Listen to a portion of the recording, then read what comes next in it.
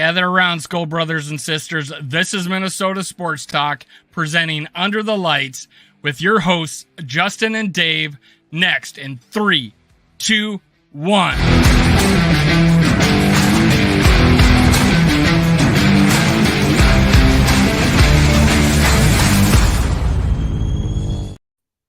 Gather around, Skull Brothers and Sisters. This is Skull World, brought to you by Minnesota Sports Talk. I'm your host, Dave, and this is actually Under the Lights. I actually got the wrong banner on, but I will change that. But I brought the Eagles fan, the Eagles commentator, the Eagles YouTube legend, Mike Kofsky. Now, he's famous for having a Nick Foles tattoo. Mitch Kofsky, how big is it and where is it, man? Oh, man, you got me, bro. You got me. How you guys doing, though? How you guys doing? Doing pretty good, man. And I'm going to change our background. There we go. We're under the lights now. Yeah, that's better. This is not Skull World. Wait, Justin, you didn't even notice. I don't know, but hey, it's Under the Lights. Justin Day, my co-host with the mostest. Let's go. Let's skull. Hey, Mitch, we brought you on probably for one reason, and that is to tell us how bad Philly's going to be this year so we can beat them. But before we do, we're going to give some shout-outs to everybody that's already on here. Left Kriegar, Awesome Man, Bob Swede. Who else we got? Sodak Kid. Got to give me a shout-out to a fellow South Dakotan, GMAX72. What's up, Greg? What's up? We got Dr. Proto. Holy crap, you guys are already chatting. My worthless opinion, whose opinions aren't so worthless. Single greatest Twitter, Facebook, YouTube, and Instagram, and TikTok, and all of them. Best handle of all time. When he puts things in my comment section, he goes, the obligatory comment. Yes. I love that. I appreciate it, man. Yes, we do. Skull for Life, what's up? What do we got? Who else we got here? Holy crap. Davey Chains, awesome. Jesus, you guys are just like getting to know each other in here. What's going on? What's up, Roger? I see you. Oh, there we go, Roger. What's up? Oh my goodness, Cool Cat Connor. That's what's going on. Man. That was gonna be one of your boys, right? I ain't seen That's that my one. co-host, Cool Cat Mitch. Well, you already seen me intro the wrong show, so that's pretty cool. I went like whatever. I don't care. What's up, Zach Bayless and Bandito? What's up? Holy crap, guys! You guys were already in here chatting. You know what? We were actually chatting back here. We're having a good time talking about gatekeeping football. Now, Mitch, what got you started, and what was it like getting into the YouTube, YouTube biz? What was it like for you? So it's actually kind of funny. I started YouTube like 7 or 8 years ago. I was doing movies, right? I was reviewing movies, video game challenges, all that stuff. And then I was doing that for a couple years. I got burnt out. COVID hit.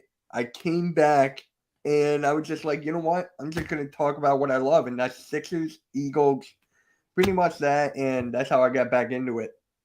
There you go. That's awesome, man. Well, we don't talk about the Timberwolves here. Yeah, nor the Twins, nor the Wild. Well, actually, my channel started out talking about it was Minnesota Sports Talk. So I did like 5 shows on the Twins, and I'm like, this is just too much. Yeah. This is too much. Let me just do the Vikings. Let's go. What's up, Dan? Good to see you. Thanks for joining us. Hit them like buttons, ladies and gentlemen, on your way in on both channels, Purple and Gopher Days, as well as Minnesota Sports Talk. But no, I would love to be able to do multiple sports, but I think the NFL being the king, I mean, yeah, it's the dog days of summer right now, so you got to work to find some content outside of, hey, is this person going to hold out, or is this person's contract going to get done, that sort of thing. But, yo, man, running 2 teams, I don't know how we got a guy who actually lives in Philadelphia. He's a Vikings fan, but he's a Sixers fan too. Mike Sports Vibes. Oh my God.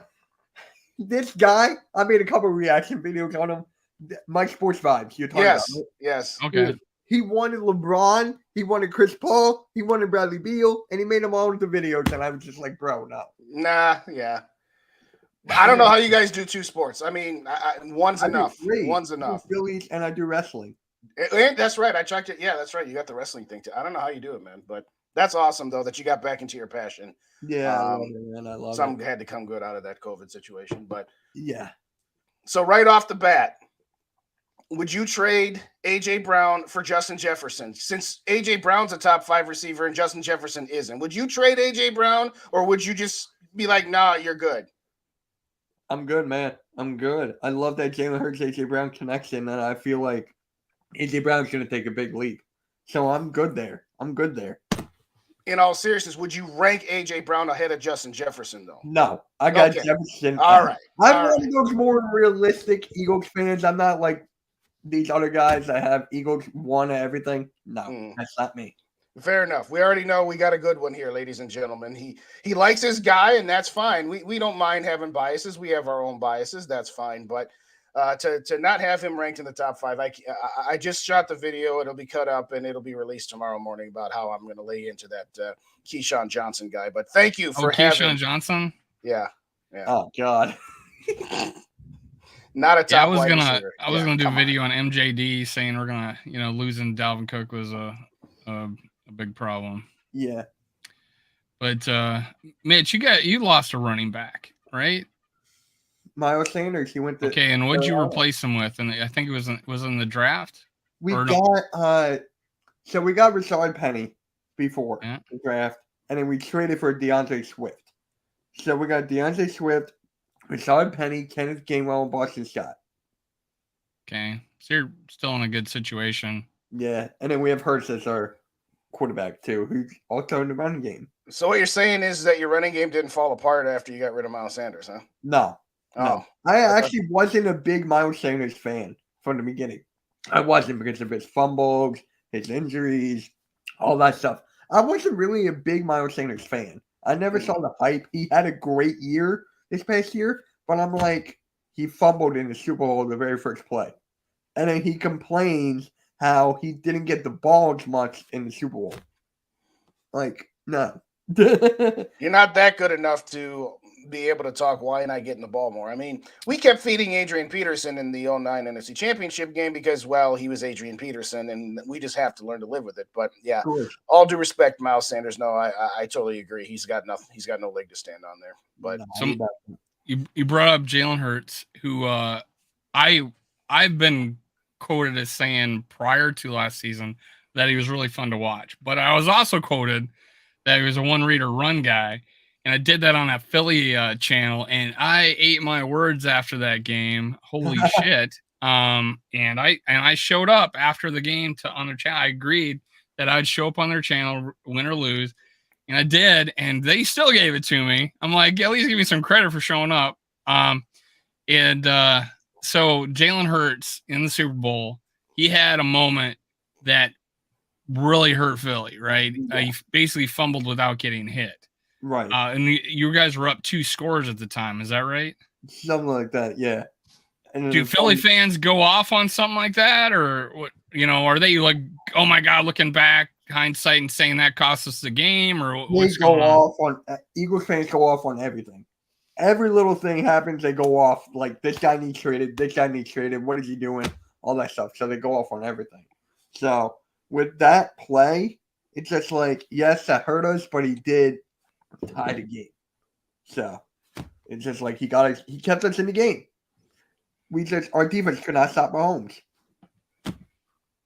Well, then they have had a couple. They had like a big punt return, and that punt return by Kadarius Toney. I mean, like out of every single player, Kadarius Toney.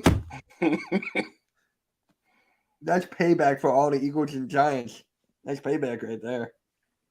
Hey guys in the chat, if you have any questions for our Eagles expert here, I don't know if you like the 76ers too. If you want to ask him about that too, feel free to shout out. I don't know the first thing. Is Allen Iverson still playing for him? Practice. We're talking about practice, man. Actually, Kirk Cousins wore a Allen Iverson Georgetown jersey for Jersey Day. Oh wow! In OTAs, so that was pretty interesting. Yeah, that was good. He promoted a Jersey Day, and he wore an Allen Iverson jersey. I'm like, that's actually back when I liked Georgetown. Yeah. I had a Georgetown starter jacket because it was they on ESPN. They just basically showed the East all the time. Colleges, the Big East, and I'm like, I think that's disbanded now, right? But yeah, I loved watching that, and it was funny to watch Allen Iverson. So, who is the guys that stand out to you in Eagles history that you just like gravitate to? Like I'm like Scott Studwell, Randy Moss, things like that. What do you gravitate to? Who's your big guy? So growing up, it was McNabb. McNabb was my number one. Dawkins, like we have all these guys. Troy Vincent, Bobby Taylor, Lito Shepard, ND Kalu. Not a lot of people talk about him. It's just like there's so many guys, man, but McNabb was one. So we have a different perspective on McNabb. McBounce pass. I call him. He make a great point guard because his bounce passes were amazing. Yes, the worm burner. Oh my goodness, man! I'm sitting here in a preseason game against Tennessee, and I'm living in Nashville, and I'm like in the end zone, and I see McNabb, and I said, "Oh man, he looks good in purple," and I tweeted it out, and everybody gave me a lot of crap about it. And I was pretty excited, and then it didn't take very long for me to go, "Oh, this was a freaking mistake." Yeah. A huge mistake. But really, who do we about have? 5 years too late. Oh, like get and some man, and he was we wasn't too far off of being pretty good, right? He had some good seasons previous to that. So absolutely. And I think he came from Washington, if I'm not mistaken. Yeah, like he went to Washington and then came. He went to Washington first, and I'm like, oh wow. The problem for the Vikings at that point is they had no other better options. They weren't ready to start Christian Ponder yet, and they still had the hangover from, Brett Favre went to the Jets for 1 year, and then he came here, and he was great for that first year. Maybe we can rekindle 70% of that with Donovan McNabb. It's more like about 7% at best, unfortunately. Well, let me ask you this, since we're talking Donovan McNabb. For me, he's Hall of very good, but he's not Hall of Fame. Do you think he's a Hall of Famer, putting, Eagles bias, yes or no? What do you think personally? Eagles bias aside, yeah, I got to go. Well, you have to look at the NFC Championship games, how many he was there in a row. What was that, like 4 or 5? And then I think 4, yeah. What's it, like 4 or 5? I still forget. He went to the Super Bowl, I think the 4th year. That's when Owens had 100 yards catch on the broken leg. That's when he puked in the huddle. Yeah, right. He threw up in the huddle. So, with that being said, no. But if you look at the numbers, it's a debate that we're talking about. So, for me, I have to go no. For me, I'm going no. But it's a pretty high standard because honestly, up until his last couple of years of looking like crap, I was like, I don't even know what the debate was to me. I was like, for NFC titles games in a row. Sure, he didn't. He only went once to the Super Bowl, but there's lots of players that, that didn't win Super Bowls that were thinking, oh my God, they're Hall of Famer. So there's some guys like he's kind of like in the Randall Cunningham, I guess, maybe wing of the Hall of Very Good. There's a lot of quarterbacks in that area. I got a question here. What is the status of Eagles? The Eagles? Do they have a? I think he meant. Is this the Eagles? Yeah. Do they have key players on the men? On the men or the mind? The Eagles. Okay. The Eagles. I got that. The key Eagles players on the mind. Do they have any players on the men? Do they have any key injuries? Are you hurt? Oh, I'm sorry. I read that completely wrong. Injuries right now, I think we should be good. Like injuries, we're pretty much healthy at this point. We're just waiting for training camp. Okay. And we got a $5 super chat. Two evils in the building. My biggest donor. Hi, fellas. I firmly believe Philly should take a nuclear hit, but does that guy think the Eagles have a chance if Hurt gets injured? Which is a good point. So Jalen Hurts, a lot of, obviously it's a quarterback, but the offense kind of runs through him of his threat to just bust one, right? Yeah. But he's established himself as a passer. That's a lot of talent. will the NFL catch up to him? Well, if he gets hurt, what would you guys be like without him? What do you think? If he gets hurt, right? Last year was such a different thing, but we had Marcus Mariota. I mean, not Marcus Mariota. We had Gardner Minshew. So when he played, it was like a complete downhill. But now we have Marcus Mariota, who plays in a similar play style as Jalen Hurts. Yes, it's going to hurt us a little bit, but I do feel more confident that Marcus Mariota will get us a couple wins here and there. So, what's up, Yogi? Good to see you. So, a few shout outs. Teal to Hope, Yogi, what's up? Cool Cat. Mitch, let him know what we call him, by the way. All right. You ready, Cool Cat? This is for you. Jalen freaking Hurts. There you go. There you go. Can't argue. When I saw, when you guys drafted him, I liked it. Because I thought he was an exciting player and worth the risk. You guys obviously pulled the trigger in a second round quarterback. What were you thinking when you drafted him? Considering when was it? It was after the Super Bowl? Yeah, it was after. Yeah, it was after the Super Bowl. Who was your give me the scenario, who your starting quarterback was at the time? What was the situation? So it was Carson Wentz. Okay. And then his big deal with the injury. So yeah. It's just like we just won the Super Bowl with Nick Foles. Obviously, he's gone. So it was the right pick. But for me, it's just like we could have gone a different round. Jalen Hurts could have been there even later, I thought. So we'll clip this. Mitch Kofsky thinks it was a stupid pick, and he regrets it. And he thinks he's going to fail. I don't regret it. At the beginning, I did. I wish I was doing YouTube then.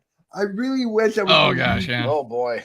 Well, I picked a great time. I picked 13-4 season to start, so I was pretty happy. Yeah, I actually recorded myself when we won the Super Bowl. That was the last video I made before I came back. So, we're still waiting on you to show us your Nick Foles tattoo. I don't want to trust you on how big or where it's at. I want to see it. It's no. It's in the did anybody in Philadelphia make a Nick Foles tattoo? Probably. It was like Philly special over the top of it, or Philly special. I've seen my friend's dad actually got it right on his back. Like he got the Philly special, the whole play on his back. Oh, yeah. And then what hurts thinking about it. Yeah, and then my friend's cousin, what did he get? Was it Nick Foles? No, I think it's gonna come to me. I think it was Nick Foles. Like he got a Nick Foles number on the back of him. So Eagles fans do get tattoos. Did anybody shave his number in their back hair? Oh, come on! And go to the games. I'm putting that picture in Justin's head. I didn't go. Maybe they did. So, what was the parade like there in Philly? Are you in Philly? I guess I didn't ask. I'm actually in Jersey. I'm in South Jersey. So I'm just like a little outside of Philly, probably like a good 20, 30 minutes out. So the parade, I did not go. I had something else. I think I had a doctor's appointment or whatever, but I couldn't go. But the atmosphere, my friends were texting me left and right. It was just amazing. People on the street lamps, people on I heard they still had to grease the poles because they were afraid that people were going to tear shit down. Yeah, and then people fell through the bus stop. So I remember seeing that. Crazy. It got crazy. I just want to see a tailgate with us and the Bills Mafia. That's what I want to see. I want to see the tailgate between us. I'd say put you guys all in the same place and let you kill each other. Yeah. And get rid of those two teams, and we're good. No, we're not that bad. We still remember our fans being completely idiots and putting Vikings gear on the Rocky statue and that getting around, and then the beer cans start. Well, then we got pissed because the beer cans getting thrown at little kids as they're walking to the game. Yeah. But honestly, I'm not bringing my little kid to Philly to watch a football game. No. I'm staying away. But hey, it's all under the bridge. I don't think it was the same way the last time we played, but we're going to Philly this year. And the second game on Thursday night, Kirk Cousins prime time. You know how we're gonna have that. So what do you think? And we're coming off Buccaneers game that we probably think we're going to win pretty handily. I mean, we got the Patriots week 1. Patriots week 1? We got the Patriots week 1. Well, that's good. Where are you playing? Yeah, where's that? New England. Okay. Good. But it's not that far, though. So no, I was about to say. Yeah. I wish it was like San Diego or something. Right. It's like you're coming off of that. That'd be good. Yeah, they pretty much gave you guys, rather than a home game, as easy of a change to the Thursday night game as possible, I guess. But we got to travel to you. Are you guys rolling out the red carpet for us? You gonna give us a care package when we walk in the stadium? Is that how are you gonna treat us when we come to? I don't Do you know. even care? Like, oh my God, it's the Vikings. We're done. Yeah. You want to get belted by batteries? Yeah. We only throw batteries at Chuck Knobloch. Yeah, we throw them on our own players. So I actually got a little story here. I was at the Eagles and Packers game, 4th and 26, and I was in a box seat, and I was looking down at all these Packers fans. I was young at the time, so my aim wasn't that good. I threw someone's beer bottle, and I missed it completely. Is the statute? Hey, you just heard that clipped. Statute limitations are still okay to get this guy arrested? No. We got the proof here. He admits to it. Well, the local precincts wouldn't press charges anyway. They've got. Oh, that's true. They do it right in front of the boys and girls in blue half the time. So I don't think you have to worry about statute of limitations whatsoever. But what's up, School Mafia? Good to see you. I guess, in all seriousness, we now that we're done talking tattoos and back hair and everything else, what do you see the biggest? It's a burn, I think, Mitch. I think it was a burn on me, Mitch. Those are the things I was talking about. Yeah. What do you think the biggest concern that the Eagles as a team as a whole would have this season? There's this ridiculous, sometimes it's true and sometimes it's just a cliche about the team that loses the Super Bowl having a hangover and not being as good. Well, everybody has differences one year to the next. I mean, we went 15-1 in 98 and then we went 10-6 and we didn't get to the Super Bowl. So what kind of hangover do you call that? But, jokes aside, what would you say the biggest concern that you would have as an Eagles fan for your team?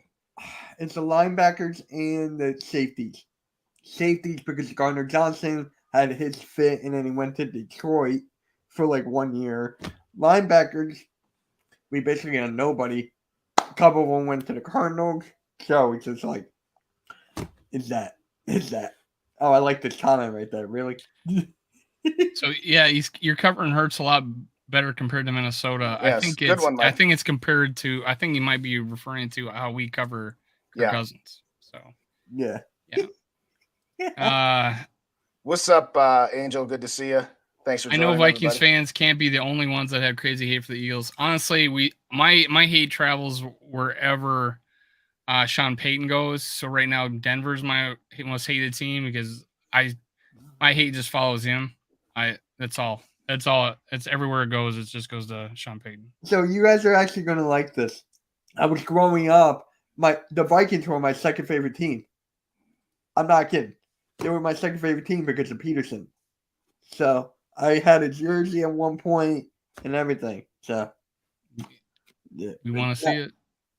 We'll stop the show. I do not have anything Eagles. Maybe I have a card somewhere. Possibly. What's up, D-Will? I don't know. Long gone. So what you're saying is outside of your front four, you're not really sold on your defense and that it's going to be on Hurts in the offense to carry the team. The corners I'm good with. Slay and Bradbury, the corners I'm good with. We shut down Jefferson last year. So I feel like the corners are good. But it's just the linebackers and the safeties. And we got a new defensive coordinator in Sean Desai. So it's going to be interesting to see what he has there, what he's working with. So got that as well. No, you lost some defensive linemen, but you replaced them in the draft, right? Yeah. Tell us that scenario. We got I was gonna say Jordan Carter. Jesus Christ. Who'd you lose and then? Oh my God, Javon Hargrave left. Right. So we got the draft. It's just so insane. I'm forgetting the guy's name. Jalen Carter. I think it's a guy from Carter. And then we got Nolan Smith, pick 30. So it's just and then we got Jordan Davis on top of that. Fletcher Cox is still here. So the front line, I'm pretty much good with. I'm good. I with think that. we were pretty impressed with the draft when we were doing our draft show about what you guys were able to do. We did a live draft show. Yeah. Yeah. That, What's up, Rap? How you doing? By the way, Rap, check your DMs. say Purple Pocket Podcast. Mitch was saying that you're avoiding him. You don't want to talk to him. Yeah. He's like I'm you're waiting for not my checking hat, your buddy. DMs. I'm waiting for my hat. I'm translating for you, Mitch. You're all good. You're all good. I'm Translating for you. Get in that hat, man. Want that hat? You know what? Someone paid him to send me a hat. I never got it. So, Are you serious? No, someone did a super chat and said send one to Dave. And he goes, and he got my email, he got my address, and I don't think I got it. And you just reminded me now by saying that. But so Purple Pocket, Rap, you getting called out? I didn't get your hat, man. You getting called out? I know you didn't do it on purpose. You asked me for my address. Yeah, I think I gave it to you. I don't know. So we'll place a bet, Dave. Do you think he'll? So he did. He forgot. So okay, I reminded you. Mitch jogged my memory live on air. I didn't mean to call you out. I mean, honestly, he sends free shit to people, and it's awesome. That's why everybody loves. We'll make a bet, Dave. Do you think he'll have it remembered to ship it out by the time the Carolina game comes by, or do you think he'll just hand it to you there? But anyway. This is what I want. I want the hat on the Vikings Sunday. So when we beat you, I get it as a victorious thing. It'll be a crown. He's going to use your hat as a crown, Rap. Are you sure you're going to send it to him? I'll get it. Oh, here's a good one. He's got to wear Eagles stuff for a week, and you got to wear his hat for a week. Oh, that's fine. His hat is fire. I love his hat. Yeah, that's not much of a bet for him. I'm just sitting here like, hey, I got to fire. Well, then, but there we go. If we lose, Rap's got to wear Eagles gear. All right. Oh, that's perfect. Rap just had a bet made for him, and Rap can't say nothing because he forgot about your hat. By the way, we're collaborating. Rap was on that show with me too, live as we were getting our ass handed to us, and those guys were dogging us the whole game. With JC, right? You were with JC Sports Talk on that? Yeah, I think that's what he was called. Yeah. There was 2 guys. That's my guy, man. JC, good guy. Prayers up to him. Hopefully everything's okay over there. This is never, never, ever. Never? So don't do that. Yeah, but Purple Pocket, we're collabing during the week. During the week? Okay. The Eagles and Vikings, yeah. Oh, the week of the game? The week of the game. I know you asked me to do it the week of the game. I thought I'd just do it now. I like talking about who we got coming up. Oh, yeah. We can work out something. Me and Purple Pocket, we did it 3 times that week. He did tell me that he was all over the fucking place that week. And he was dogging you guys. He was talking shit. And I'm like, dude, what are you doing? We're going to Philly. I don't know that I'd be talking that much trash, man. Come on. But it was just like he was that and the Cowboys, wasn't it? Wasn't it those 2 games or was that game? I think the Cowboys and then the playoff game. Yeah. Are the 3 games he was really talking the most shit. I don't know, Mitch. Did you see him? He was basically from the Monday after the final regular season game. He's just like, we gonna take off those G strings. He was calling them the G strings the whole week. I'm just like, Mike, you better hope they win because you never gonna live that one down. And well, we all know what happened. So yeah. But you know what? It's all for fun most of the time. Most of us know how to not take it too seriously. Oh my God, people are so soft nowadays. It was fun. It was fun to watch.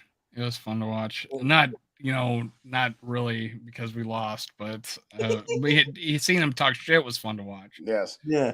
Oh, after the game it wasn't. But you know what's the greatest? This was the greatest. After the Giants beat you guys in the playoffs, we beat the Giants in the playoffs. That was great. Yeah, you'd well, you didn't have that quarterback would have got paid. Your quarterback would have probably got a raise if you played our defense. Yeah, just like the Giants did. Okay, dude.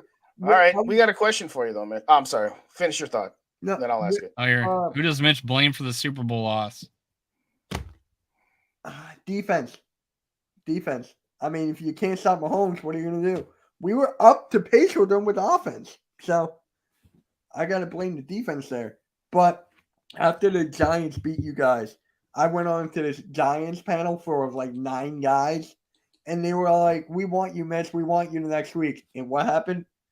It's just that was perfect. Yeah, our defense just made backup quarterbacks look fucking good, man. Yeah. It's to have that much confidence going into the Eagles is ridiculous. Yeah. I'll say that. I guess I'll ask it like this. When you say the defense, you do realize that 7 of those points weren't on the defense, right? I mean, Yeah. you say you gave up 38 points. Well, you only gave up 31 points to Mahomes, I feel like it was 2 plays. Yeah, it was 2 plays at the end where it's just like, okay. But the Hurts fumble and then the punt return. Really blaming the defense. It's more of Jonathan Gannon. Like what Jonathan Gannon had schemed up, it did not work. He was like, he had our guys like 10 yards off the marker. And it's just like, what are you doing? He's gone, right? Yeah, he's gone. Yeah, he's the head coach of Arizona. So it's like, good luck with that, by the way. Back on the plane. He's the head coach at Arizona. Yeah, because I know how much you guys were hating on him at the beginning of the season, and were wanting him gone. And then you played us, and then he was like, "Holy shit, what's changed?" And then because you guys just destroyed us on defense, of course, Slade in the corners were like, put handcuffs on us. So basically, but anyways, so Jonathan Gannon didn't even come back home with us. We didn't even take him back on the plane. He just stood there, and then he went to Arizona and got hired. From after the Super Bowl? Yes. Yeah. It was that bad. So I mean, so he's going to Arizona, which is the absolute toilet bowl of the NFL right now. Yeah. In a lot of people's opinions, like if you were going to pick worst franchise to be, to be a fan of, it's probably them. Who else? The Texans, probably. I was going to say Houston's down there. Yeah. Until proven otherwise, Chicago is down there too. If you ask me. Oh, they're 12-5, right? Yeah. But according to some, they're going to sweep the division. According to NFL Network, they're 12-5. They'll be playing in Philadelphia in the NFC Championship game, according to some. But yeah. Well, while we're at it, Mitch, I guess I'll ask it to you this way. I'm going to expect you, and frankly, I would agree with you, to have rank the teams in the NFC. Doesn't matter what division. We don't have to think about seedings and stuff. I mean, how would you rank? What would your pecking order of the NFC be? I know you got Eagles 1, so start with 2 and go. I mean, 2 is kind of interesting. I got to go with the Niners there because, their defense, even though they don't have a quarterback yet. So I'm going to go to the Niners. You guys 3. Seattle. This one's going to be hot take. Seattle 4. Because what Seattle did last year, and I feel like they're going up. So I got Seattle there. And then... you haven't said a team yet. Yeah, no. You just don't want to say it. I don't. All right. 2 teams, actually. No, I'm saying, your top 5 or 6. I mean, we don't have to go through the whole all 16 because after about 7 or 8, it doesn't. We're at 5, and he stopped. Yeah, because I was gonna put Cowboys there. I was gonna put. You know what? But then the Giants. I was gonna put Giants 5, Cowboys 6. There we go. All right. You don't really have the Giants ahead of the Cowboys. That's just your Cowboys hatred, right? No, I got. So I was going to ask you a follow-up question on your D coordinator. Who'd you replace him with, and what's his credentials? Sean Desai.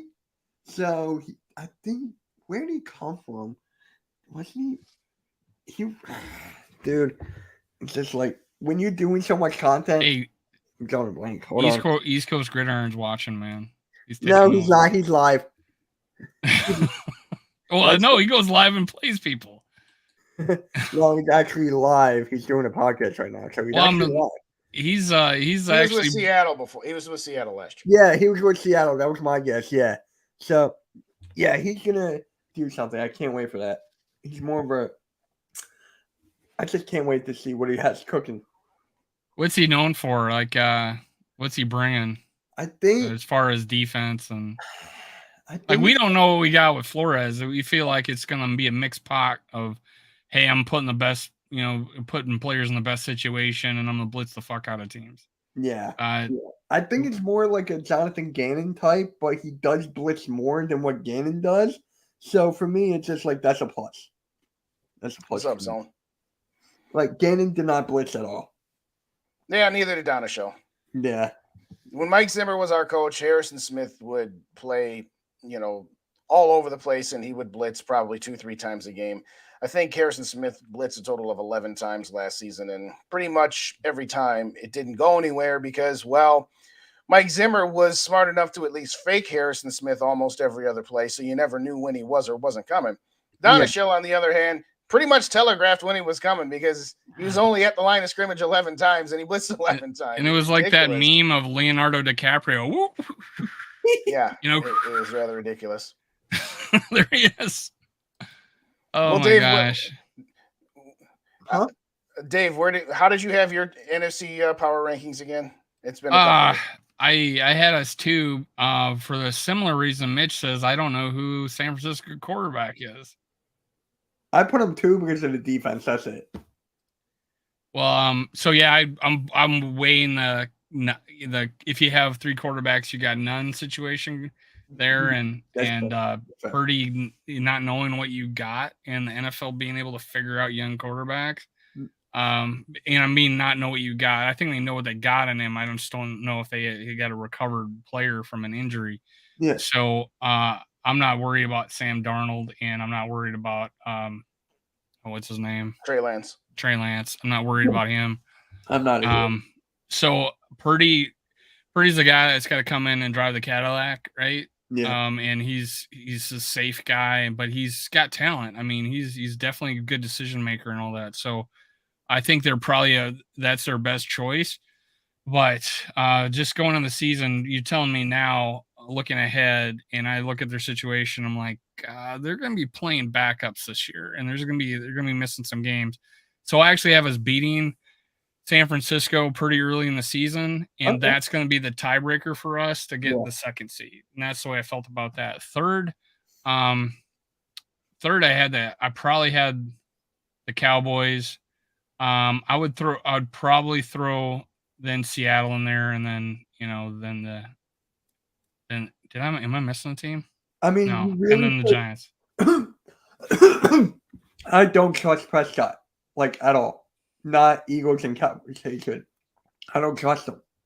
Well, I'm not going to trust them in big games. I mean, that obviously the playoff game. The first playoff game is great, but so wasn't the second playoff game when he threw that pass and it was deflected? Then he threw the same pass again, and then that was picked to the house. I didn't watch the game. I'll be honest, I didn't watch that weekend. See, I turned shit off after my team loses. I never want to watch a damn. I watched the Super Bowl, but I think I watched some parts of the other games, but I turned the shit off. You don't watch all the games like East Coast Gridiron? No, I lose my credibility, man. I lose my credibility. ECG will make a short out of this, or announce it on Twitter that I can't be trusted. Hey, any good publicity is good publicity. Yeah. That's how I met you personally. I know I knew of you. I just didn't knew you. So any good thing that comes out of something bad is fine with me. Hey. The enemy of my enemy is my friend. Yep. And I'm telling you right now. When convenient, yes. Thank you, Dave. I was going to say that. All right, so just to kind of round it up here, I got Eagles 1. I have the Niners 2. I have the Cowboys 3. I have the Vikings and the Seahawks at a dead heat for 4 and 5. After that, I don't know what to make of the Lions. So for right now, I'm going to say Giants, then Lions. But this is weird to me, and I know you've said they're pretty similar too. Dak and Kirk are the same. Dak runs more, throws more picks, and is often hurt. Kirk Cousins doesn't run. Is never hurt. I don't see the comparison, honestly. The comparison is that they're both good, not great quarterbacks. They're both better than your pretty vague. Well, let me finish, and I'll elaborate on it. What I'm saying is that yes, you could do a lot worse than those guys. You could have guys like Marcus Mariota, who is okay at best a backup. You could have an Andy Dalton, a Teddy Bridgewater.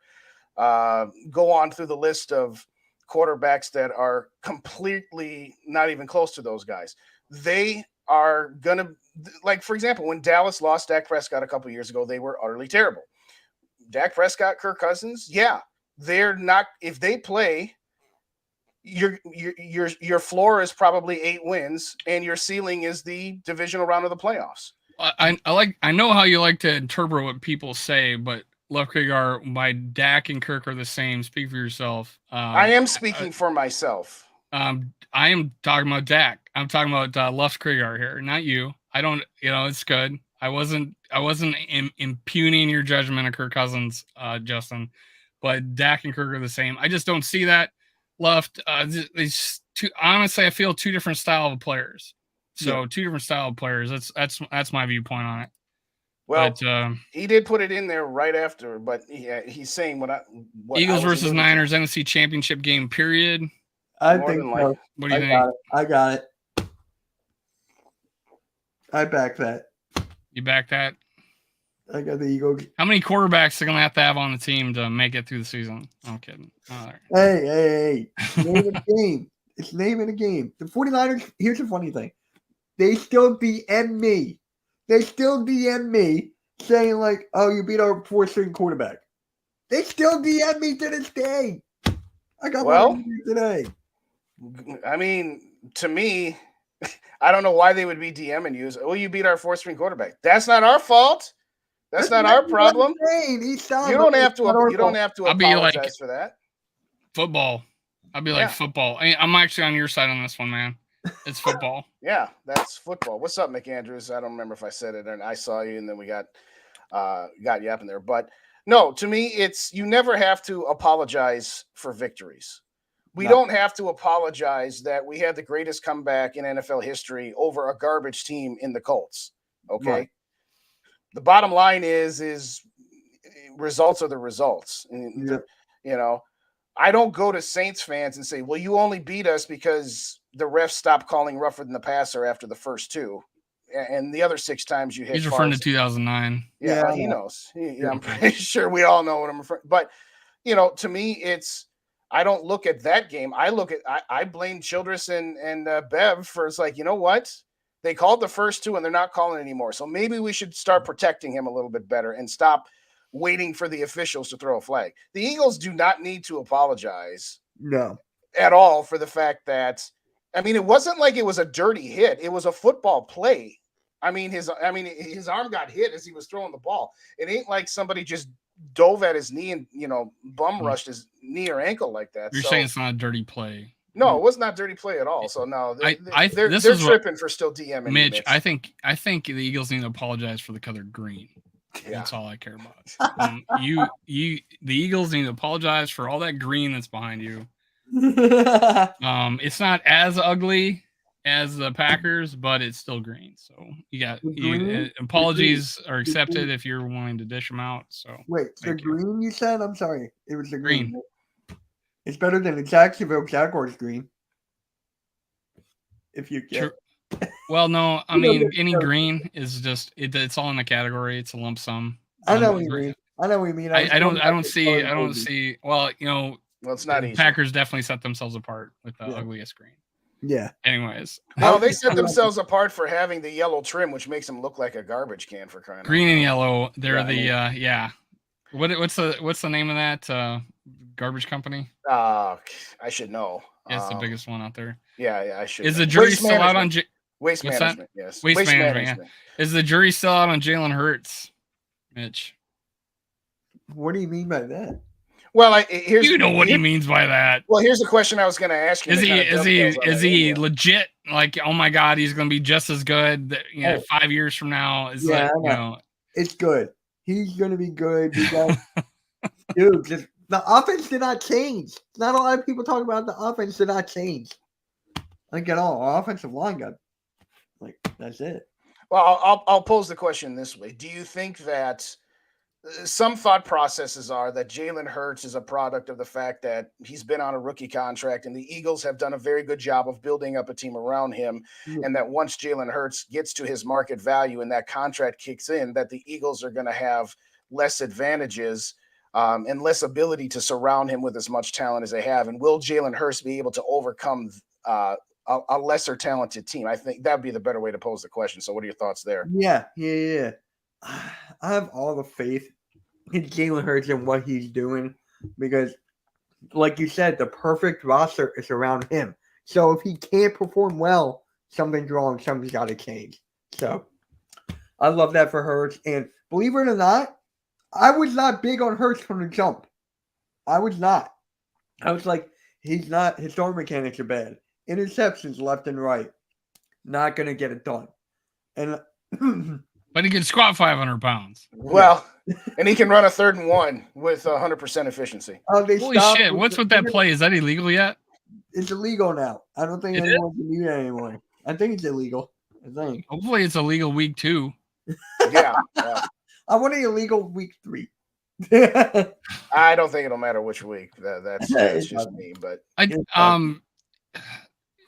to Justin's point about building a team around a quarterback on a rookie contract, well, like the Chiefs got a situation where they're not as talented, but they got a Hall of Fame coach and one of the best quarterbacks possibly ever. And they're combining forces to weather any deficiencies at one point at the offensive line. They fixed that. I think if you have a game plan around it, and I brought this up to Justin, I think in previous shows, is that we need more draft picks. We need more draft picks. So we're going to go younger quarterback. We need to start loading up those draft picks because when Justin Jefferson hits $35 million, we got to be able to field a team around him. So it would almost behoove us to hey, let's start filling up the coffers back up with draft picks, and that's the way the Patriots did it for so long. Of course, Tom Brady took less money, but he was still in the 20s, and back then that was still a big contract. But I think your situation, it's looking good, man. The only worry I ever have is him getting hurt. Yeah, and then the NFL game plan and then figuring out a guy. But I don't think he's all run, right? I don't think he's like that. No. And you game planned against us. So if you have a good coach and a good quarterback, you can do wonders, in my opinion. Oh yeah.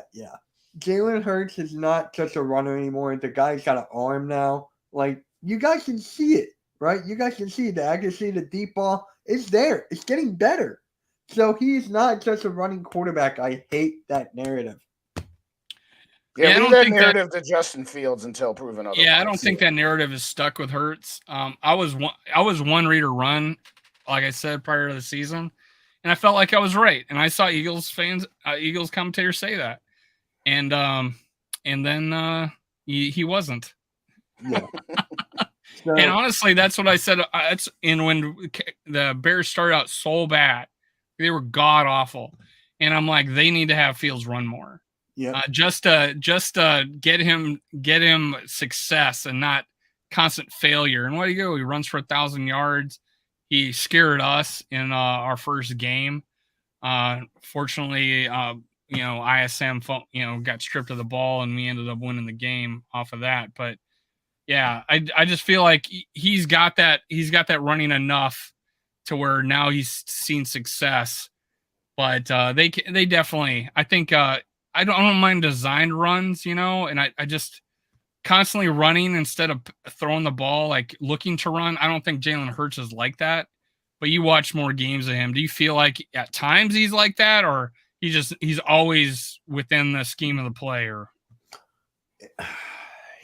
does he take it when it's there? Yeah, or does when it's there, he'll take it. When it's there, he'll take it. But before, he will only look at the one option. He couldn't read the field. Now he's doing a lot better job reading the field. If A.J. Brown's taken, Devontae Smith, if he's taken, Dallas Goedert. He would look at other reads now, which is perfect when I wanted my quarterback. So, yeah, he would definitely, yeah. No, in the zone, he's one of the guys we bring on the show too, friend of the channel. He thinks Hurts might take a step back. He surprised people last year, tapes out. Again, I brought up the fact NFL figures out quarterbacks. Yeah. Of the teams that you played, who best figured him out? What scheme or what game was he best figured out? Because there was a couple, like you guys weren't looking to lose at all during the early season, but then some of the games started to get close. Well, that was when Jalen Hurts was injured, and that was when Gardner. So is to kill him is the way to figure it out. I mean, it was with Gardner Minshew when we lost those back-to-back games.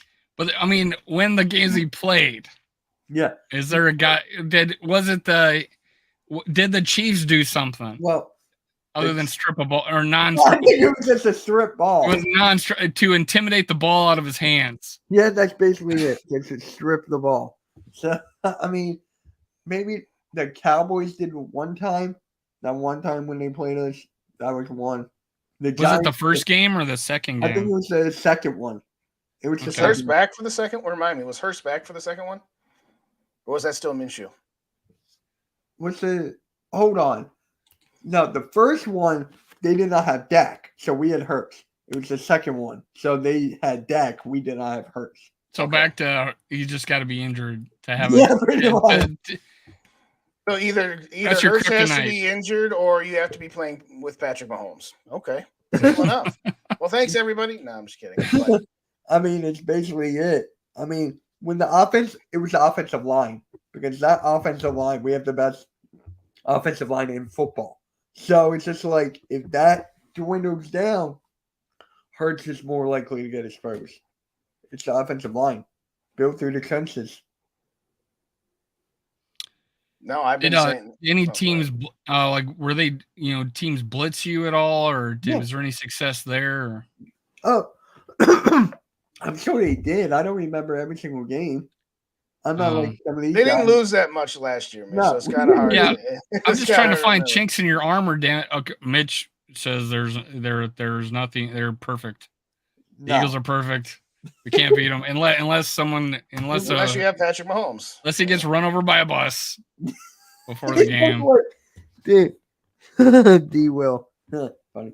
Jalen Hurts, man. It's just like I'm trying to think to the games that they lost that he played in. It's just like I think he only lost to one game.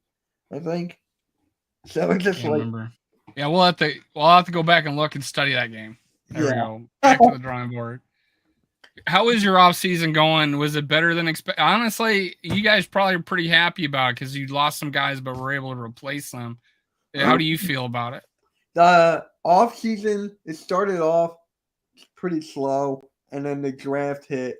We got DeAndre Swift, and then we got the draft was the biggest part of that. Yeah. And then the trade for DeAndre Swift to get a running back room great, but we're still waiting on a safety, a linebacker, so we're still waiting on that. We got Slay and Bradbury, both of their contracts. So I was shocked that we were able to keep both. I was shocked. I was too. I was a little surprised that Slay ended up going back there.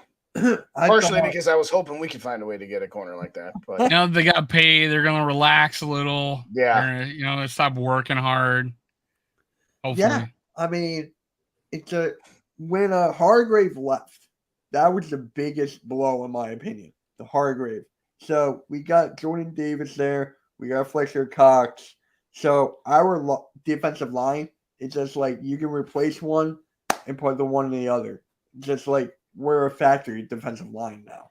So thank you, Zone, for reminding me. Here's right, Rap. Pipe it down. You're all yelling at that. Stop the cappery. There you go. How did you almost lose to the Detroit Lions and the Arizona Cardinals? What did those teams do that made you struggle to barely hang on to beat them, particularly the Lions? I mean, the Lions, I get it. We've seen them. We know what they got going on. But talk to us about those games a little bit. I'm putting you on the spot, man. Yep. Yeah, you really are. You're under the lights, man. Hey, that's the whole freaking point here. Jalen Hurts has been underneath the lights this whole year. Didn't perform, didn't get the victory in the biggest game, but he was underneath the lights. So, hey, those two games just had a game plan of shutting down, trying to contain Hurts in the running game because we have the best running game in football. So once you did that, it was a good thing for them to get close to the win. But we still pulled away in the second half because of was it because of the defense in that game? I'm trying to remember. No, Hurts scored, I think, like right after the 2-minute warning, and then the defense got one last stop against the Lions. It was the defense that got the big stop. I remember that. Right. I remember that. But it's just like, I guess they were just on their A game. It's been so freaking long. Yeah, I can't. I had trouble remembering what games. I don't remember the Eagles or the Cowboys game at all. So I don't remember like majority of the game. No, I'm kidding. I remember them too well. Yeah. Particularly the Cowboys game. It was got that scorched into my memory. Yeah. We don't do well when Jim Nantz and Tony Romo call our games.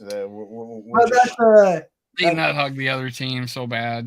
When we play. Tony Romo. How do you feel about announcers? Every time we play a team, it seems like they're in love with the other quarterback, especially the Packers. And then it's like, oh my God, we can't. It's just like we can't do anything right. Like, they barely talk about us. They talk about the other team constantly. It's like any national TV game.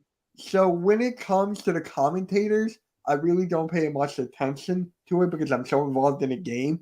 And I do live play-by-play through my guy, Cool Cat Connor. So I usually have it down lower so we don't get copyrighted.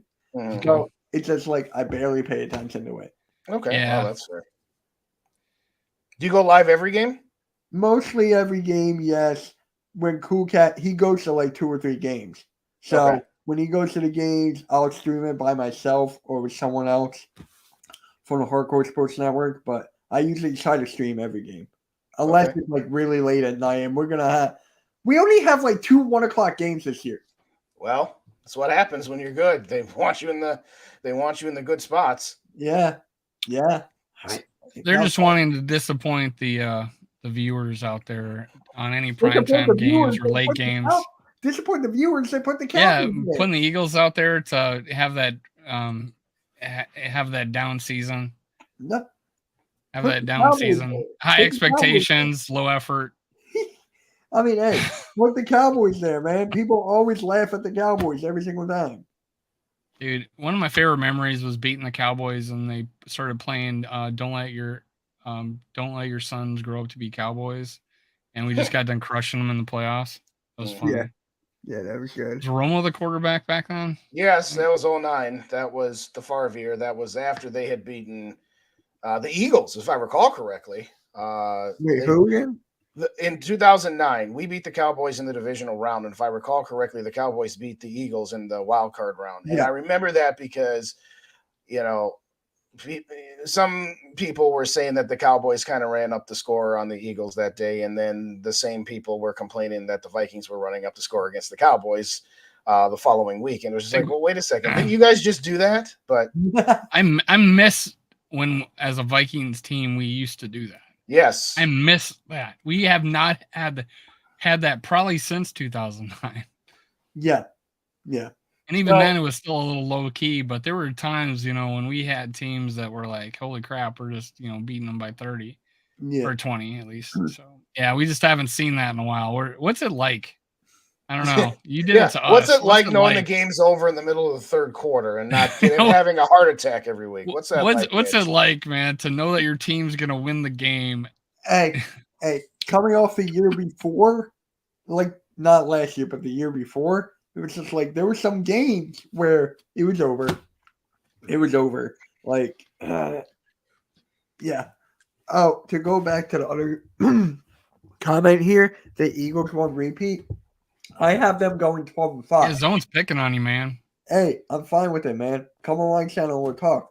But dude, it's just. All right, so who do you got them? Who are the 5 games you got them losing to? Let me look at the schedule. I got on my computer. Zone, hit up Mitch. Let me put his name. That's his name on Twitter. Yeah. Hit him up and go collab with him. Yes. I want to see it. I'm down with anything. Where's the freaking shit? Oh, here. So they got Patriots. Yeah, so we got the Pacers, you guys, Buccaneers, Washington, Rams, Jets, Dolphins, Commanders, Cowboys, and then after the bye, it gets tough. Mm-hmm. After the bye, it gets tough. You got the Chiefs, Bills, Niners, Cowboys, Seattle, Giants, Cardinals, Seattle. I mean Giants again. Giants, sorry. Mm-hmm. So I have us losing to the Chiefs. I got us. I think I had us losing to the Niners. I think I had us losing to. I always have us splitting with defense with the NFC East. So Commanders, Cowboys, Giants. So those are my 5. Those are my 5. You got yourselves losing 5 games and you're splitting your your division. Yeah, because Right. the Chiefs won. Yeah, you got yourself splitting against Washington. They did last year. Mm. They beat us last year. Did Hurts play both game? I don't think Hurts played. Okay. But just like they did beat us. So you're planning on getting hurt. That's good news. Oh my god. I'm kidding. Dude, I want to beat the Eagles with Hurts. But some people are gonna clip that. Some people are gonna clip that and be like, "Oh, look, he wants pain on the Eagles." Just watch. Yeah. Someone's gonna clip that. Justin, you remember 2009? I think we had a good offensive line in like 2012, right? Like it was the Minnesota Moving Company, wasn't it? 2009, yes. 2012, not so much. Oh, we Adrian Peterson rushing record. Yeah, okay, they were a decent offensive line. They were a very good run offensive line. I guess it's hard to remember what an offensive line was when you have Christian Ponder as the quarterback. It's a little hard to remember how well they pass blocked because the passer himself wasn't really looking. Yes, they were when your quarterback's looking at his shoelaces. Yes. It's hard to tell Joe how good your offensive line is. Joe and podcast, you have us losing to the Jets. Okay. You got them losing to Washington. Well, yeah, but it's our division rival. Like those games are always good. That's true. That's true. The Jets should be pretty decent, right? The Jets should be pretty decent. Yeah. But there have been years when the Vikings have been vastly superior to the Bears, and we'd still find a way to split or get swept. So. I mean, with the Jets, right? But we beat them the last 3 years there, or no? Huh? Oh, Justin was talking about the Bears, us losing to them on the road all the time. We beat them like the last 2 or 3 years, right? We did last year. Trying to remember. 20. Yeah, we beat them the year before too because it was the end of the season. If I'm mistaken, 2 years in a row we played them like last game of the season. Yeah, well, I think 2 years ago was at home. I'd have to look it up. Yeah, I forget. But I'm just saying in a general sense for the last 20 years. I mean, even in 2009, we lost to the Bears on the road when we had Favre in his good year. We've gone stretches where we beat the Lions like 12 years in a row. Yes. Like swept them 11 or not 12 years, but like 11 straight games, 12 straight games. Yeah, Chili and Tice both got their records bumped because they got to play the Lions twice a year. I think between the two of them, they only lost to the Lions once.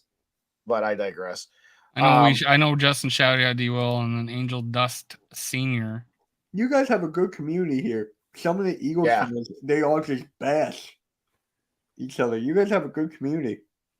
Yeah, we do. We say that almost every show at the end that's part of what we love doing this for is we have very good interaction, very loyal fan base. We see a lot of the same names, both on this show as well as when we do individual stuff and stuff with other content creators. I mean, you should see the chat. When Raps got his show going, that's a whole other level. Yeah.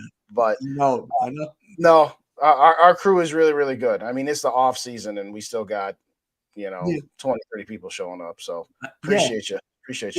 Those guys, your community is great. And I made Rap a stream starting soon thing. So if you guys want one, I can make you guys one. Yes, please. What was it? A stream starting soon. I made one for Rap. Oh, okay. The 1 minute countdown. You talking about? Yeah. It was the one with Randy Moss and Justin Jefferson. I had one, and then I think the guy was that used to be my co-host was copywriting me. Yeah. So there you go, Angel. I know this guy on YouTube, copyright free. Neffix, Neffex. Every song is copyright free. That's what I use in all. Well, I mean, I got a song. I just it was just playing on both. I simulcast when we were co-hosting together, and I think I would ask him if, hey, we saw this video somewhere else. I think he was copywriting me, so I had to just ditch it. Oh, okay, yeah. Yeah. It wasn't. There was no video. It was still pictures. It was cut out photos, and it was a countdown. Yeah. So yeah, I'm Whatever. with you guys, man. Whatever. I love doing it. I love doing it. So if you guys want like a minute, 2 Whatever. minutes, my friend asked for a 5-minute one, so I made him a 5-minute one. 5 minutes. That's a little. That's Yeah, a I long. know. Although we Hey, were guys, about show 8 up and minutes come back. late. We were Yeah. about 8 minutes late because we That's had such true. a good conversation going. Like There you the go. only Made these guys reason wait. he has the 5-minute one is just so he can start it, and then maybe like get all of his stuff prepared, like drinks, all that stuff. So it's going. He's live, and then he gets all of his stuff together I see. during that time. So yeah. But you're gonna show me this OBS thing. I'm gonna have to hit you up, and you're gonna sit me down and teach me. I have it. My computer kicks ass. So Yeah, I Why don't got. you put I need to D-Will's start comment using up it. here? Because I was going to ask him anyway. Huh? Dave, Ah. D-Will's comment, 5 up. Being an Eagles fan, you used to yo up against Washington and Kirk. What your thoughts on Kirk Cousins? My thoughts on Kirk Cousins, he can't perform in the primetime games. So I'm not going to the route of him and Dak being the same quarterback. I am not. Dak throws more interceptions. So it's just like I don't like mind Kirk. I like he can get the wins, but when it matters the most, he can't. Hey, kind of like my quarterback in the biggest game. It happens. Yeah, I made the comment before, like, what's worse for what was like a play that ours was 4th and 8, yours was early in the game up by 2 scores and he fumbles without getting hit. It was like, I wonder what and that's why I asked you, is like how the Eagles treated him, or treated that situation, how upset they got, because a lot of our fan base jumped off a cliff. They were riding him because of the wins, and then that 4th and 8, it just like people literally jumped off a cliff on his train. But in your situation, have they gotten past that? Have they like, hey, it was other things that cost us the game, it wasn't that, or what was it? Yeah. Yeah. Yeah. But we already talked about that about the fumble. We don't have to remind you. The fumble I'm talking about, the one where I'm just kidding. Yeah, he knows. Here's the funniest the fumble in the Super Bowl. Remember that one? Yeah. In the Super Bowl. Here's the funniest thing about Eagles and Jalen Hurts, right? Like, if you're like, to me, I was a Jalen Hurts hater. I didn't like Jalen Hurts in the beginning. So people were like, keep on, like, you're not a real Eagles fan. You got to love Jalen Hurts and all this stuff. And I'm like, bro, no, I don't like him. I'm like, I didn't like his style of play, but this year he changed my mind. I'm a fan of him now. So it's just, that's why he's here.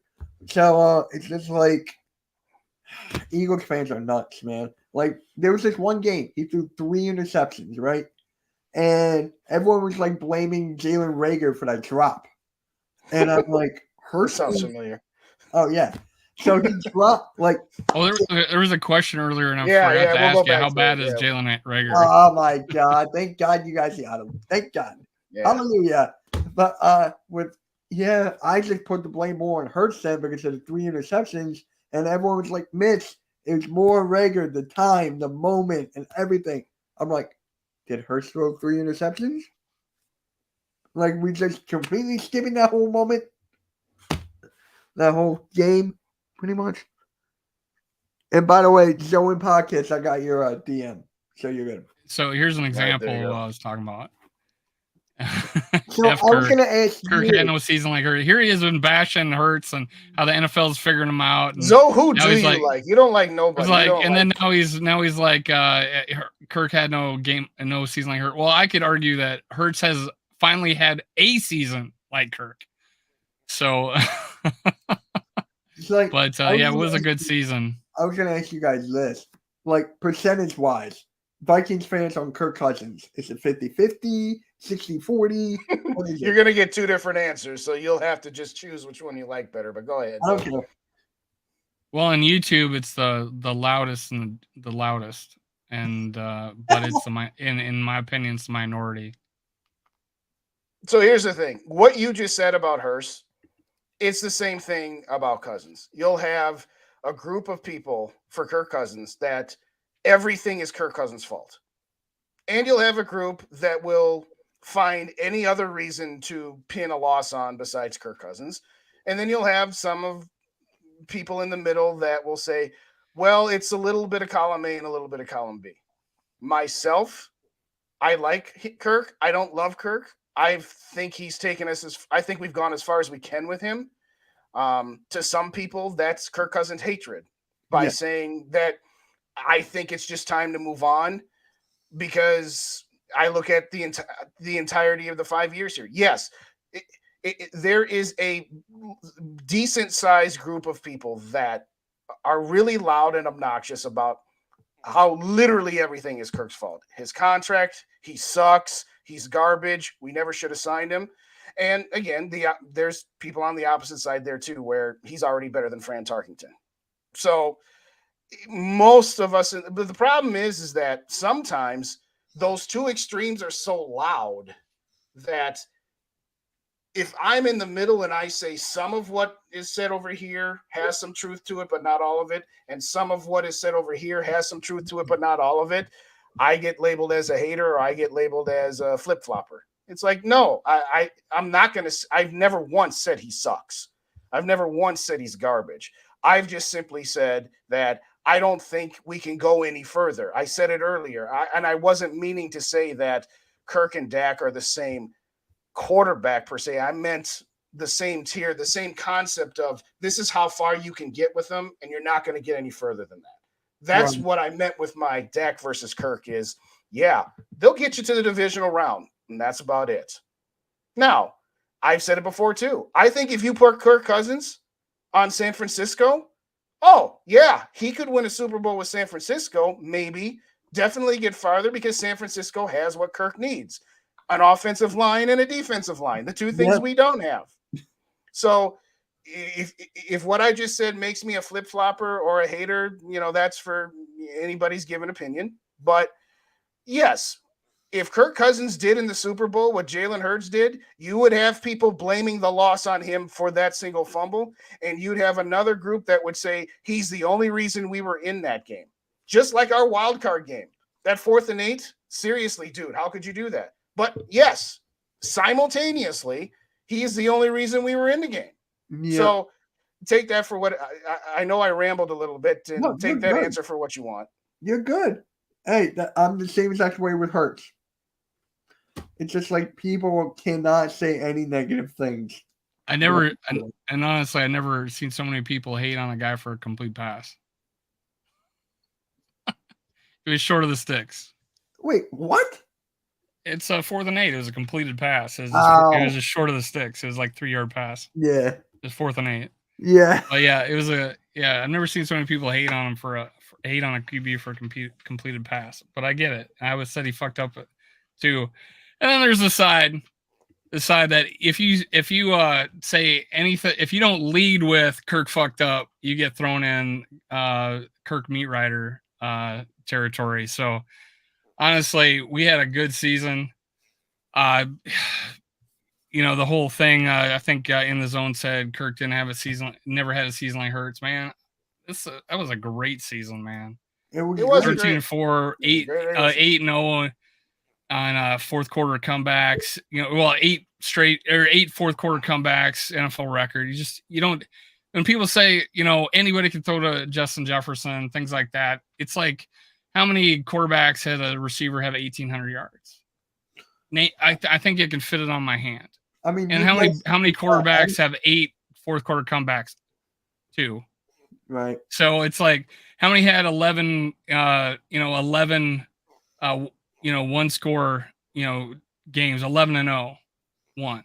So it's not an accident that happened. You have to have an ability to overcome that. And as Justin put it, a bad defensive line, a bad offensive line, or average at best offensive line and defensive line. Yeah. So in my opinion, Kirk Cousins is not a problem. He's and Justin said that too. But we have a lot more issues than him. And if we would get to a defense that's, imagine us with a better defense last year, because we controlled some games, and then we just let teams have it at the we just let the Giants have it. We had let them have their will. We set a NFL record for giving up 400-yard games, 10 of them, an NFL record.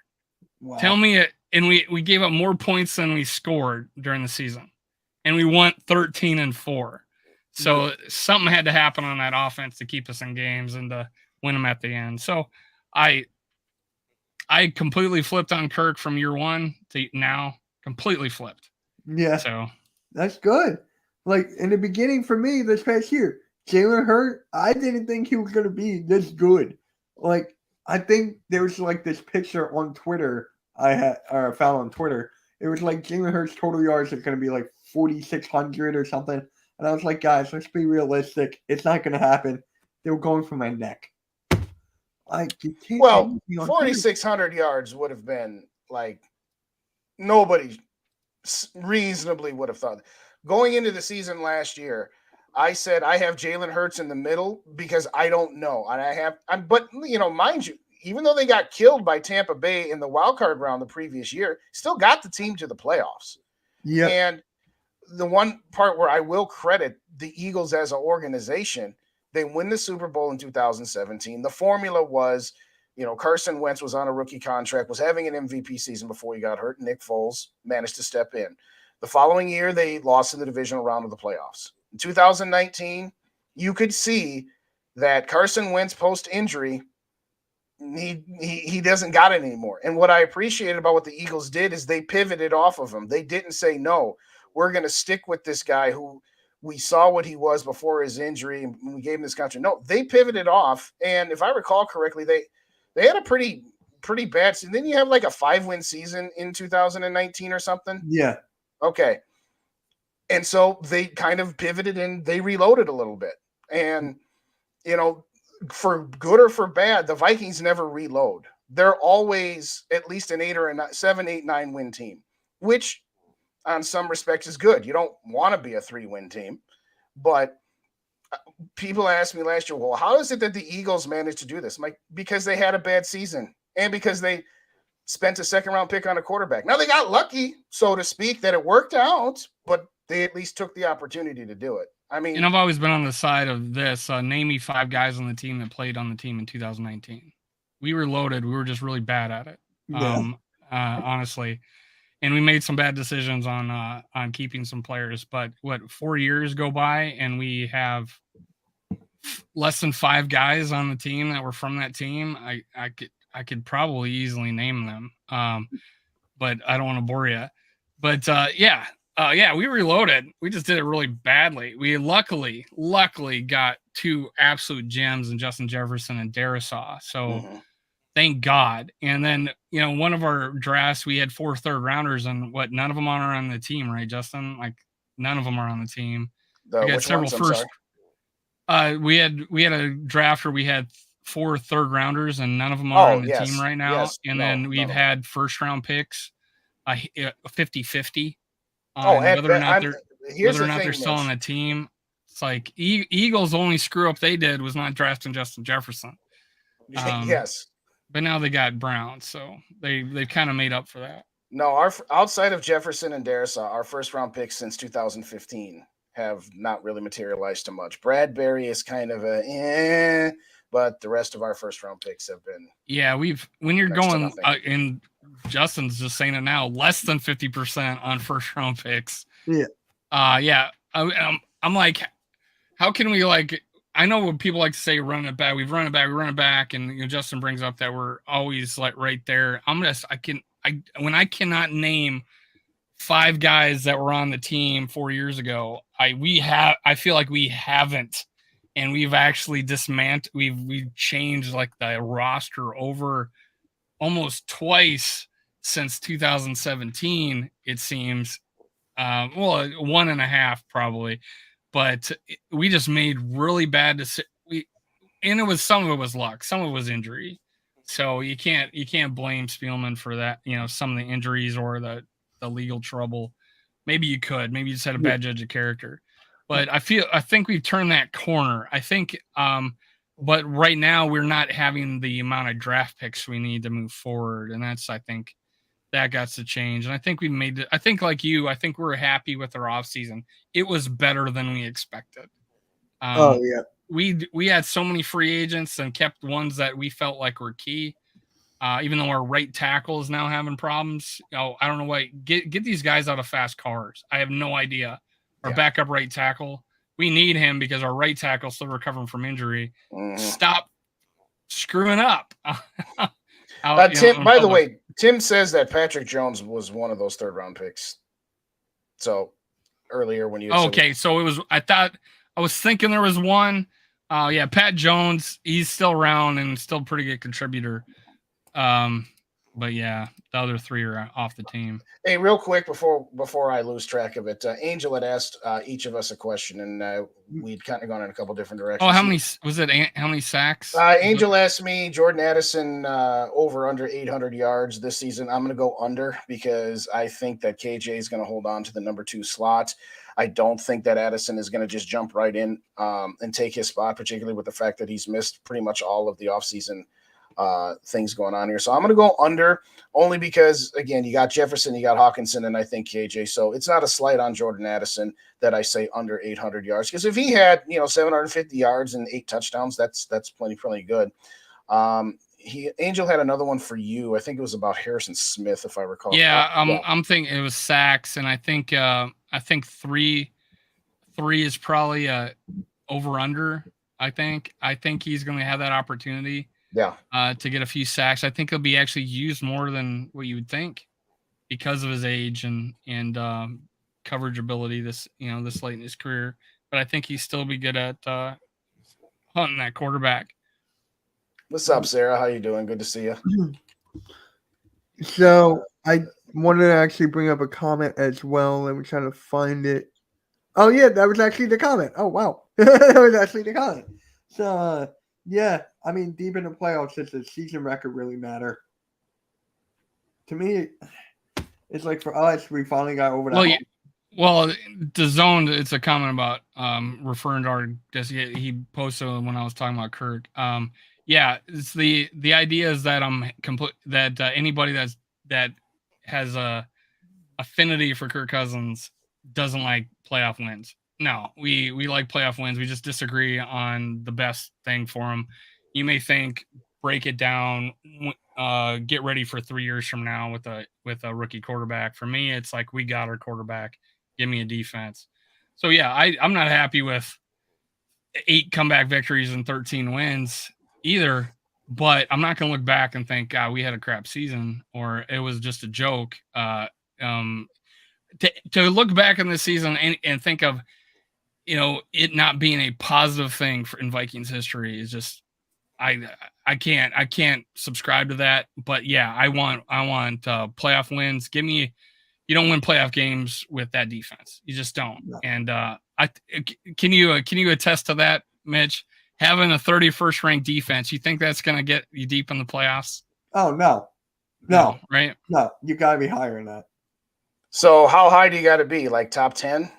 I'd say like 10 to 15 or 12. Right? Yeah, or 17, like the Cincinnati Bengals got to the championship. Or that's top 10, like the 2018 and 19 teams that we had. Yeah. So get us there.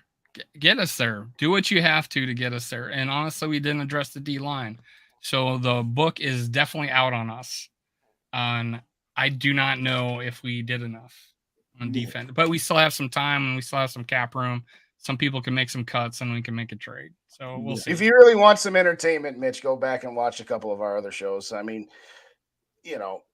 Dave's point of, well, it's not the defense. The defense isn't very good. It's 31st ranked. I mean, yes, but we've had 2 seasons where they weren't the 31st ranked. Well, he wasn't as good back then because, he's just coming off his best season. And my response to the back and forth is, okay, by the time you get this defense somewhat close to that level, he's going to be older. And is he still going to be where he was last year? Mitch, outside looking in. What if you were playing for this season, do the best you can for this season. That's the key. What are you going to do?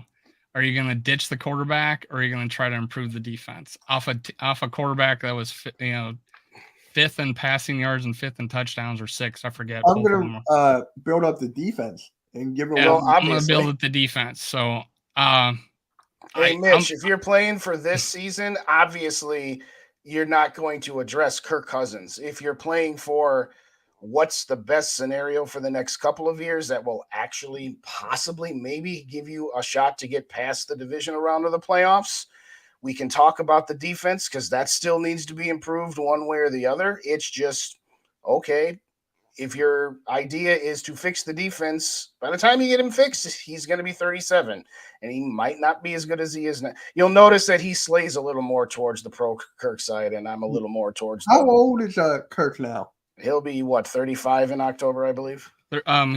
He's in crutches, wheelchair right now, 35 years old, coming off his best season. Okay, yeah. How many more years does he have contract? 2? No, this is last year. This is last year. Oh. So it's definitely like a make it or break. This will be the 4th year that he's played under a 1 year on a last year of a contract. Oh my God. Yeah. He's in a tough spot. But for me, he's also, you may know this, he's the Redskins all-time leader in passing yards for a single season. Yeah. Yeah. I remember that. So, I mean, I would build up the defense the best if I could. And if Kirk Cousins can't get it done, maybe. Is this a deep quarterback draft class? Like next year. Oh, this coming year? Supposedly this coming year, this next year, supposedly. Okay. You're welcome, Angel. Sorry it took us so long to get to you, by the way. oh yeah, we got who said anything about the Wills, or was that in the Someone chat? Probably did. Oh, I'm like, I didn't say anything about the Wills. Did you? No. Yeah, I'm a big fan of the Wills. I think they're our best owners that I've known. Well, yes, it's a little faint praise considering El Cheapo, Red McCombs, and the Gang of 10 are the only reference points that we have. Well, and I think Mitch, when you consider the car, right? You know, the car that we're driving on offense. Yeah. You know, Justin Jefferson, TJ Hawkinson, and people are sleeping on our running backs right now. But then Jordan Addison, or people just don't know who Jalen Naylor is, but I do, and he's going to be good. And I think maybe that's why answers question about over under and 800. I think that's fair to say he might not get 800 Addison just because of KJ Osborne and Jalen Naylor and his slow start to the offseason.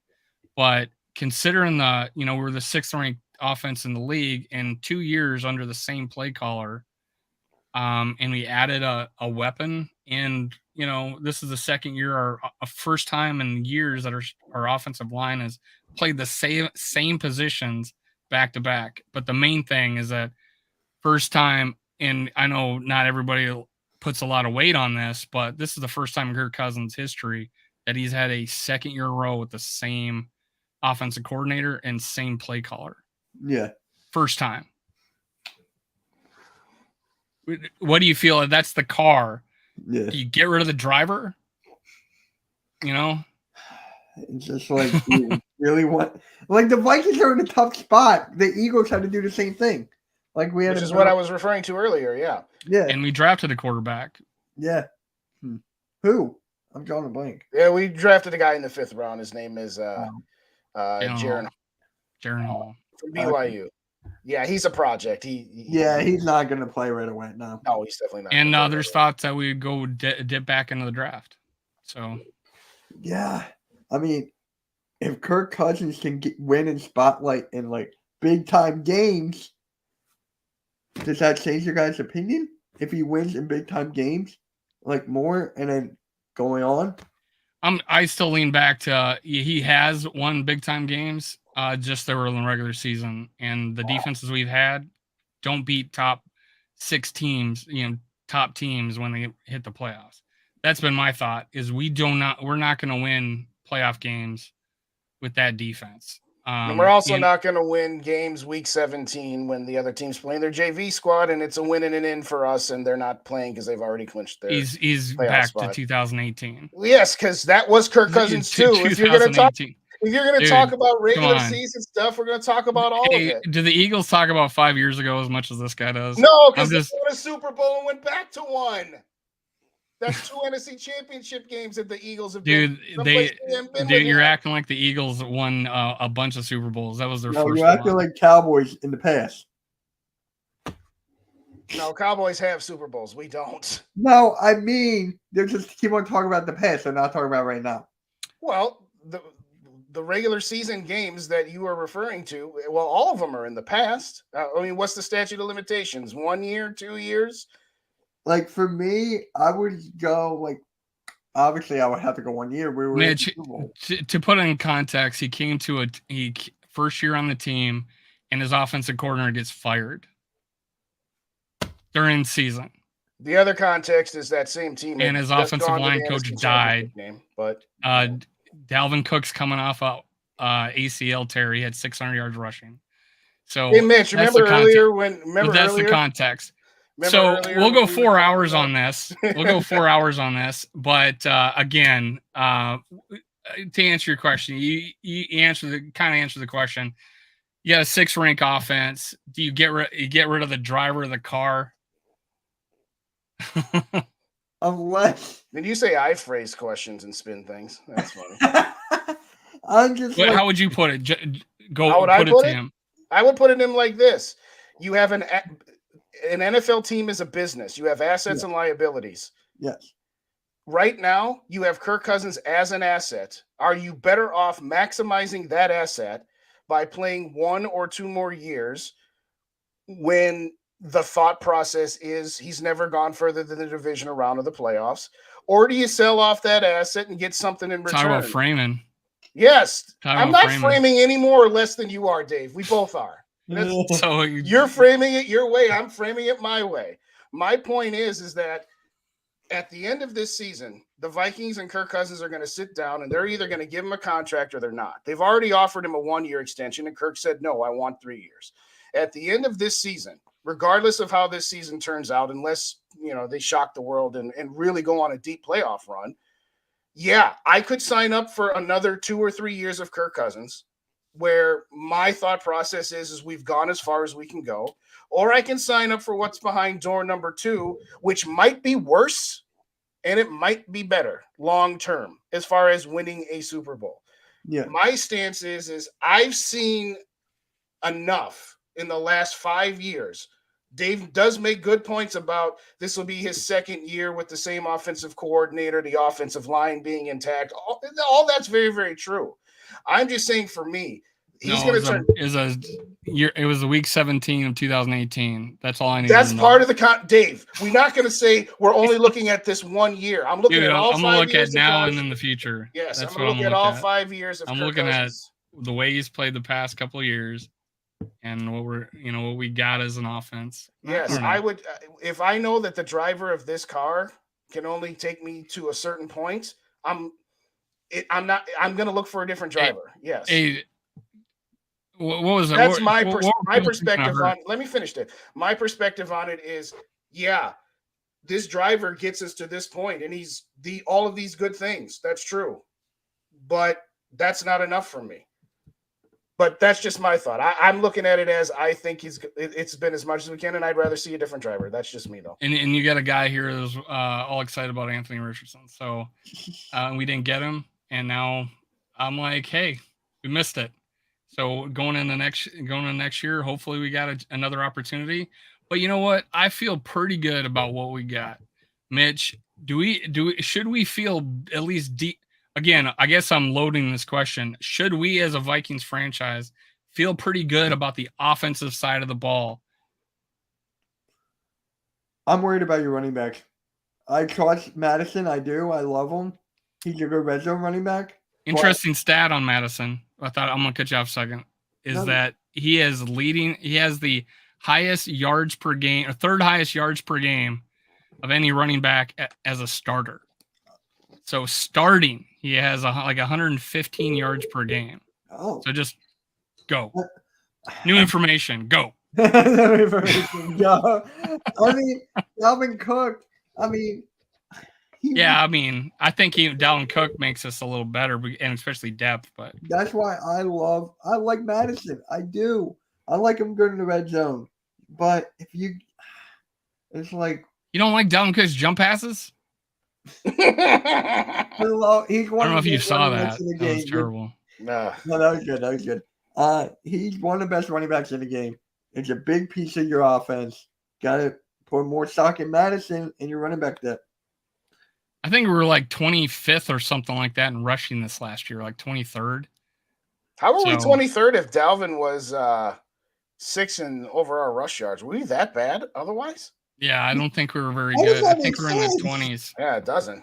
How does that make sense? Fourth quarter comebacks. We had to throw the ball yards. A lot. You're talking about efficiency. Yards. Oh wow, I didn't realize. Like total yards. Like he was the only one that got any carries, right? So yeah. So like with us, it was, it was fourth quarter comebacks having to throw the ball a lot. So yeah, okay. You put it in your most trustworthy players' hands. Who's your backup running back?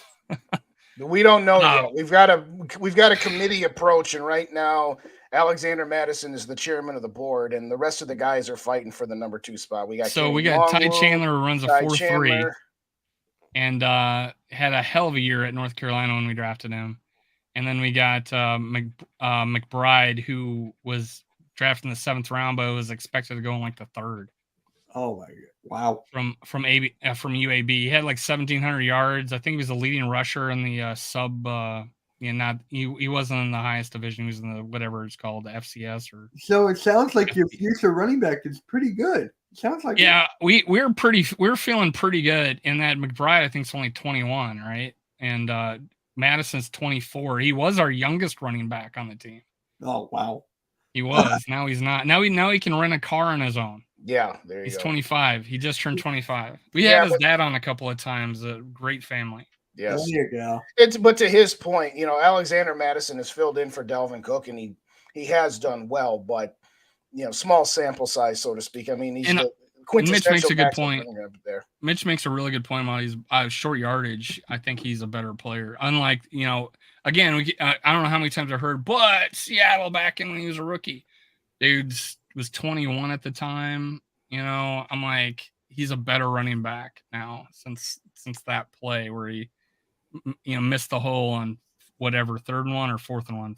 I forget what down it was, but you know what I'm talking about, Justin? All right, Justin's with us. No, I got a text. Madison and the people. There's people that detract on Madison. Always talk about that but 1 the yard Seattle he missed. Play, yeah. When he was a rookie or whatever. So yeah, I just he's an all-around. He's never been given the opportunity to show that he can be a lead back or not. Yeah, give him a couple games in a row. Even in that 2018 game or 2019 against the Bears where we didn't have any starters. He was hurt that game, didn't get to play. Boone went off for 120 yards or whatever. So I think this. There was that other game, week 3. It was 2021 against Seattle. He had like. He's had some good. I think he's 6 starts. He averaged 115 yards per game. He has done very, very well in his spot starts. And then we didn't use him at all this past year, and it was terrible. And we short yardage, so we felt pretty good. That's why we think people are sleeping our running backs right now. I'm actually less worried about them than I am about like Jordan Addison and KJ Osborne. Really, I like Addison. Well, but he's a rookie. That's the only reason. He's a rookie and he hasn't practiced yet. We talk about practice now? Yeah, 76ers, Allen Iverson. Yep. But hey, I think we got an hour and 40. Mitch, I appreciate you being on, man. Yes, absolutely. Any last words, Justin? No, Mitch, thanks for coming with us tonight. We'll definitely do this again, maybe once before the season starts, but definitely we'll try and figure something out week 2. I know that whatever content schedule you got, and that what we have, and that we have a short week going into Thursday night. But if it's, and I know you already probably got something lined up, or at least Raps in first position. We already know that. But if you got enough time where you can come on with us again. Yeah, it's Thursday, isn't it? Yeah. I got all the time, man. Well, I'm going to have you on Friday after you lose. Yeah. Okay, I'll have you on my channel after you guys lose. No, I was about to say, what, in 5 years? Yeah. Because that's not going to happen. But in all seriousness, thanks so much for coming on. Thanks for being a good dude. Because there was a couple of other Eagles content creators that I tried checking out last year, and I'm sorry I couldn't stand more than 5 minutes of them, because it's just, I don't mind passion for your team, I don't mind trash talk, but when you get down in the gutter and get nasty with people, it's like, no, I ain't got time for you. So my trash talk is mostly on Twitter. Like, for me, it's mostly on Twitter, especially to Sixers fans, and I'm a Sixers fan. So right. It's kind of funny, but it's mostly on Twitter. YouTube, I would take zingers, like on live streams. That's my thing. I like pushing the buttons a little bit. So it's just like, that's all I do, really. Well, either way, it was a pleasure to have you on. You're a good dude, and we'll definitely do this again sometime. Of course. And this guy will win MVP. Missed a lot of comments. Sorry, guys. I missed a lot of comments towards the end there. They're all about Kirk Cousins. So we're gonna call it. We're gonna call it. So there you go. Yes, holy crap! Definitely polarizing. Definitely. Yeah. Polarizing. Holy crap! So yeah, the loudest voices are in the chat. It is not a chats. YouTube chats are not a friendly place for Kirk Cousins. No, I'd say I got maybe one or two outspoken Kirk fans in here. It was like that for Jalen Hurts 2 years ago. Yep. But then the thing is, like, Jalen Hurts is younger and he hasn't had as many seasons, and so there'll be that thing. But it's actually kind of interesting. I just had my show, the MK Headlines, and we did like a comparison between McNabb and Hurts, and it was just like breaking it down. It's just like Hurts is doing that much better than McNabb already, like close to it. It was funny. I did a poll before the season. I did a poll after the season, virtually similar. Kirk Cousins, can he win a Super Bowl? And 75% said yes before the season. We win 13 games, and they said, and like it went down to 65%. Like after 13 game win season and records broken, he went down on my poll. So it's funny. I try to do similar polls, and 6,000 people, and I think I get about 400 or 500 people when you put a poll out like that. But yeah, it's hey, loudest voices, like Justin said, on both sides. All right, man. I appreciate having you again. We'll try to hit you up Friday. We'll have that Eagles post game morning session for you live on our channel, and let's go Skull Vikings. Thanks everybody for coming. We appreciate you. Skull